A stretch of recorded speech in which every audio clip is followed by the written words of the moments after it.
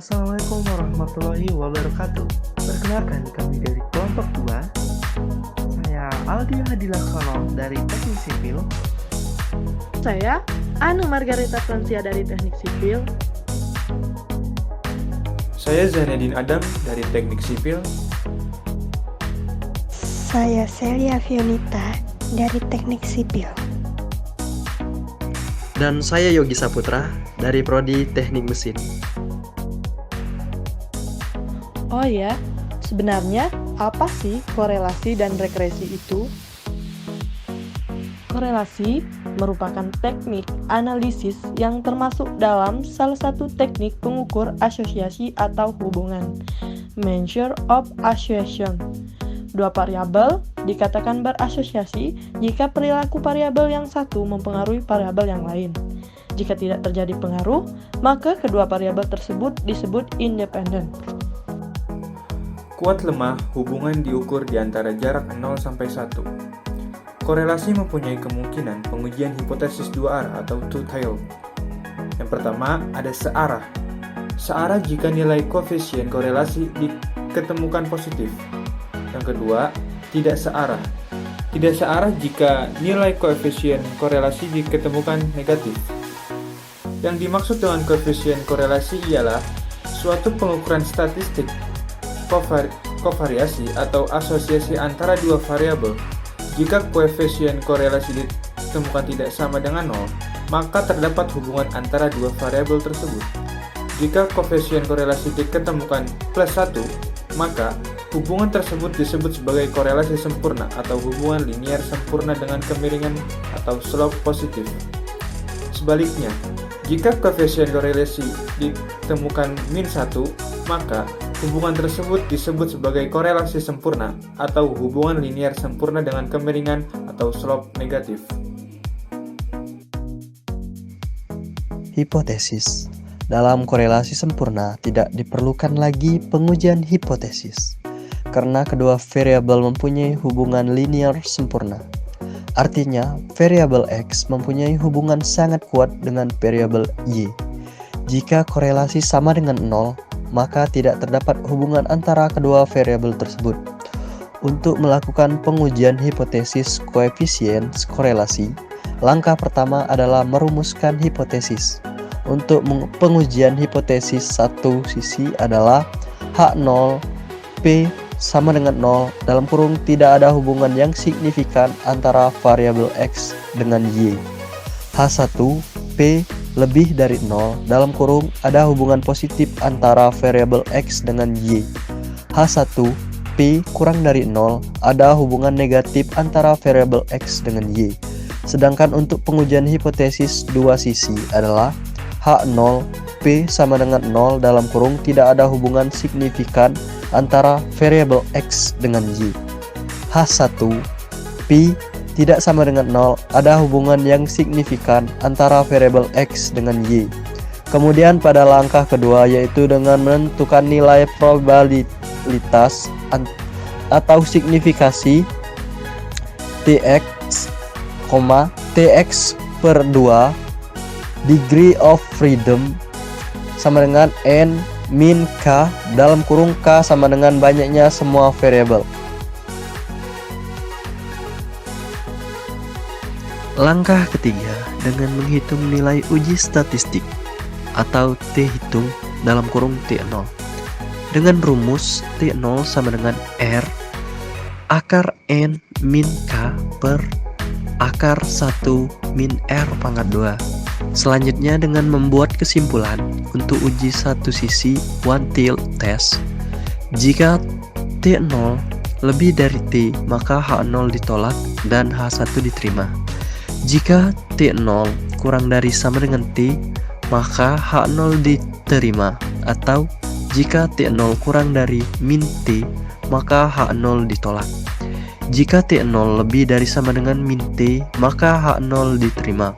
Untuk uji dua sisi two-tilt test, yaitu jika T0 lebih dari Tx per 2 atau T0 kurang dari min Tx per 2, maka H0 ditolak dan H1 diterima. Jika min Tx per 2 kurang dari sama dengan TX per 2, maka H0 diterima. Analisis regresi.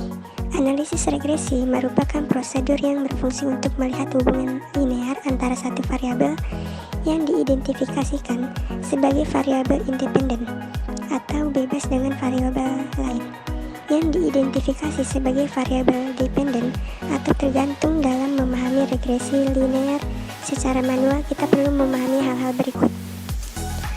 Populasi Y extens sama dengan A ditambah BX ditambah E epsilon. Yang kedua, sampel Y extens sama dengan A ditambah BX ditambah E. Langkah selanjutnya dengan menentukan nilai probabilitas atau signifikansi X, TX atau 2, degree of freedom atau disebut dengan DF sama dengan N diambil K. Buka kurung K sama dengan banyaknya semua variabel tutup kurung. TO sama dengan B diambil BO per SB. Kemudian membuat kesimpulan untuk uji satu sisi one-tailed text. Jika TO lebih besar dari T, maka HO ditolak. Jika TO lebih kecil dari T, maka HO diterima, atau jika TO lebih kecil min T, maka HO ditolak. Jika TO lebih besar dari min T, maka HO diterima. Untuk uji dua sisi, yaitu jika TO lebih besar dari TX atau 2, atau TO lebih kecil dari min TX atau 2, maka HO ditolak. Jika min TX atau 2 lebih kecil dari TO, atau TO lebih kecil dari TX atau 2, maka HO diterima. Berikut adalah contoh analisis korelasi dan regresi yang kita ambil dari jurnal dengan judul Pengaruh Pengetahuan Investasi Terhadap Minat Mahasiswa Berinvestasi di Galeri Investasi Perguruan Tinggi oleh Lukman Hidayat, Nusa Muktiaji, dan Yoyon Supriyadi. Dari tabel hasil uji korelasi variabel pengetahuan investasi dan minat berinvestasi, dapat disimpulkan bahwasanya pengetahuan jenis instrumen investasi, pengetahuan tingkat keuntungan investasi, pengetahuan tingkat risiko investasi, dan pengetahuan dasar penilaian saham memiliki hubungan positif dan signifikan terhadap minat berinvestasi para mahasiswa di Galeri Investasi STIE Kesatuan. Hal ini terlihat dari nilai korelasi persen masing-masing sebesar 0,219, 0,259, 0,202, dan 0,334 dengan nilai signifikansi yang kurang dari 0,05. Secara simultan, pengetahuan investasi memiliki hubungan positif, yaitu 0,409 terhadap minat berinvestasi. Berdasarkan hasil analisis regresi pada tabel tersebut, persamaan yang dapat dibangun dari hasil analisis tersebut adalah sebagai berikut. Minat berinvestasi sama dengan 25,808 ditambah 0,279 dari pengetahuan tingkat keuntungan investasi ditambah 0,869 dari pengetahuan dasar penilaian saham. Di saat pengetahuan investasi tidak memberi pengaruh, minat berinvestasi mahasiswa memiliki nilai sebesar 25,808. Hal ini menunjukkan bahwa mahasiswa sudah memiliki minat untuk berinvestasi di galeri investasi. Pengetahuan tingkat keuntungan investasi berpengaruh secara positif sebesar 0,279 terhadap minat berinvestasi. Hal ini bermakna bahwa setiap terdapat kenaikan dalam pengetahuan tingkat keuntungan investasi sebanyak satu satuan, maka akan memberikan pengaruh positif sebesar 0,279 terhadap minat berinvestasi para mahasiswa. Pengetahuan dasar penilaian saham berpengaruh positif sebesar 0,869 terhadap minat berinvestasi. Setiap kenaikan satu satuan pada pengetahuan dasar penilaian saham, maka minat berinvestasi para mahasiswa akan meningkat sebesar 0,869. Nilai R-square sebesar 0,167 dan adjust R-square sebesar 0,146 menunjukkan minat berinvestasi para mahasiswa STIE Kesatuan di Galeri Investasi mampu dijelaskan sebesar 16,79% oleh variabel pengetahuan investasi secara bersama-sama Sisanya 83,21% dipengaruhi faktor lain yang tidak masuk dalam model.